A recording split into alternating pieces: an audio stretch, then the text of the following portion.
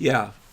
Uh, to my friend at the coffee shop this morning, I appreciate your enthusiasm and I thank you for being supportive of me winning the karate championship in 1984, but not really what I did.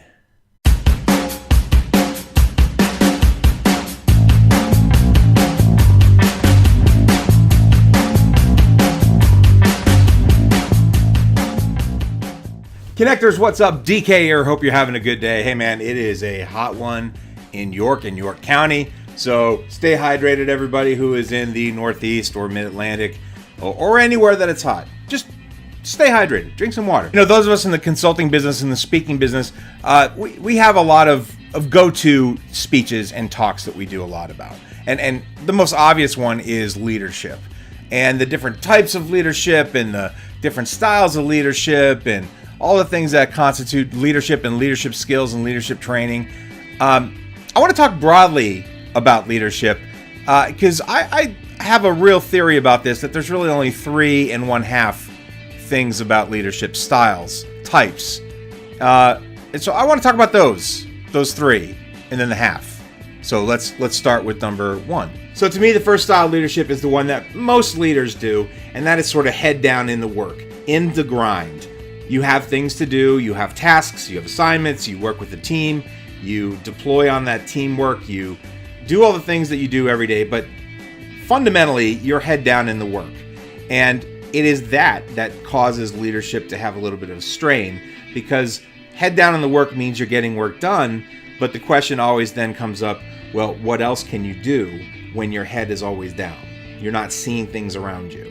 So I look at this more as like an operator leadership, where you're in a position of leadership, but you're defining leadership as plugging through all the stuff, get it done.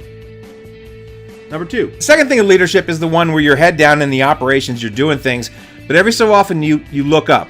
You look up and you see what's coming at you. You see what's coming into view from the future, from the next thing, from the horizon, out there just a bit, and you see it. So you recognize what's coming. And then your head is back down. And again, you're back into the grind, back in doing what you're doing, and there you go. You look up, see the future, and then back down and say, well, this has got to get done because it's done now. It's due now. Number 3. And the third leader. The third leader is in the work, doing all the things you got to do, grinding through. She sees the future. She looks up. She sees it. And then she steps away from her desk and starts moving toward it.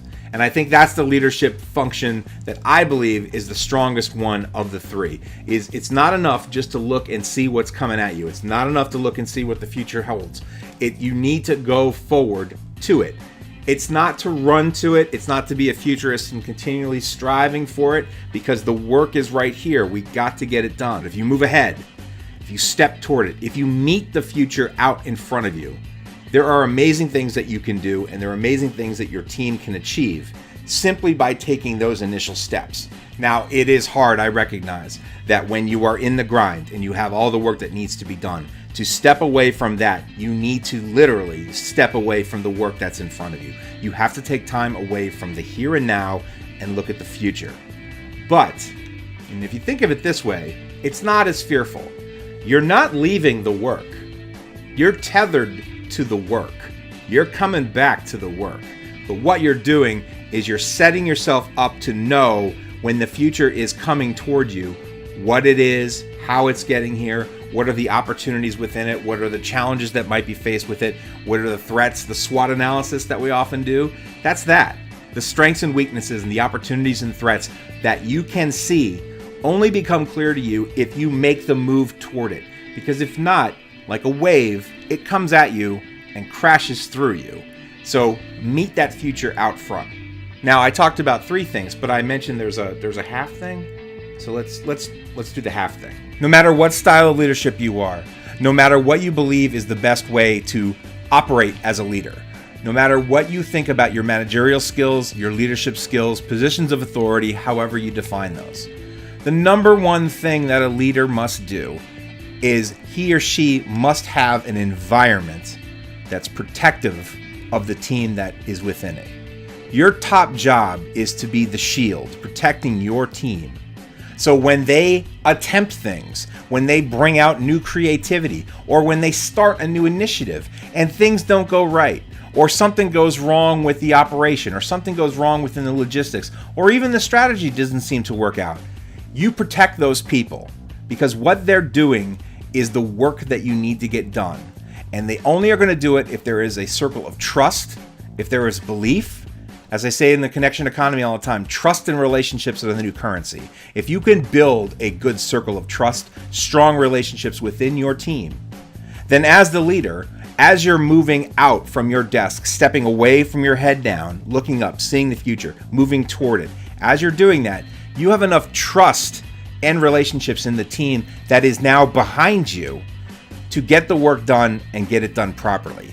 And most importantly, if the work doesn't get done, or if something goes wrong with the work of the operations, the programs, the whatever it is that you're doing, they have enough trust and relationship in you to know that you have their back and you will protect them. Now, disclaimer here. This is not to say that you want to put together an organization where there is no culpability or accountability. Contrary to that, what this means is when there is a culpability question or an accountability question, the group, the trust and relationships that's built within your tribe, they'll know what it means and they'll know that tough love is there. But they also know that it isn't out of fear that they're doing their work. If you work in an area where with the boss comes through and everybody sort of straightens up and looks around and kind of peeks their head out of cubicle kingdom to make sure that the boss either sees them or realizes the work that they're doing, you're living in an area of fear. And one of the greatest thought leaders currently, Simon Sinek, talks about this all the time. He talks about this idea of if you live in that environment, you're working to protect yourself. You are completely within your own self-protection mode. You're not doing anything for an organization. And this is demonstrably worse within the nonprofit sector because we don't have a lot of staff usually, and we certainly don't have a big budget, so there's not a lot of bureaucracy where you can kind of pass projects to different departments and people. You're usually a department of one. So it is on you to feel confident and secure and know that your work, whether it's creative new ideas, whether it's stalwart things that you've been doing over the years, it can be protected by you, by the tribe, and most importantly, by the leader. Oh, and one last thing. Authority is not leadership. Leadership is not authority. If you're in a position of authority, that just simply means you can put your thumb down on someone and you can sort of direct them. That's not leadership. Leadership is this idea that those who are in leadership roles have people who choose to follow with them. They are choosing you as the leader. It's not the other way around. You can be the greatest leader in your own head, and if nobody is following you, what good are you as a leader? It takes the followers to approve and say, yes, I'm willing to put myself in a follow position with your leadership at the tip of the spear. So don't twist these. A title, a name tag, a corner office does not mean you're the leader of your organization. It's the trust and relationships that bind the organization together, the values and voice that is pushed forward by the leader, the future looking at, seeing it, addressing it, walking toward it, while at the same time trusting the people who are behind making things happen. That is what leadership is. So don't think of it as authority. Just think of it as leadership of your team, of your tribe. That's what makes your culture move. And guys, I'm going to end it there. Thank you so much for hanging out with me again. I really do appreciate it. My name is DK, and I'm with Connect the Dots Movement. We work with nonprofits, social enterprise organizations, small businesses, especially those that are starting up, thinking to start nonprofits, or thinking to start a really cool, kick-ass organization to help their community. So if you're interested in working with us, you can email me right here, doug@connectthedotsmovement.org. We're also on social media, so please like and share this video and send it out to someone who might, be interested in what we talk about here. So we're right here on Facebook, which is facebook.com/ConnectTheDotsMovement. We're also on Twitter, so you can follow us at We Connect Dots, and either way, you can send me questions and topics and things you want me to talk about, and I'd be more than happy to talk about it in a video here or in one of my Q&As that I do frequently, where a lot of folks that are just asking me one-shot questions, I put it together into one video, hopefully give you some good ideas and things. hopefully. So guys, again, thank you so much for hanging out with me. I do appreciate it. My name is DK, and you have just been connected. See you around.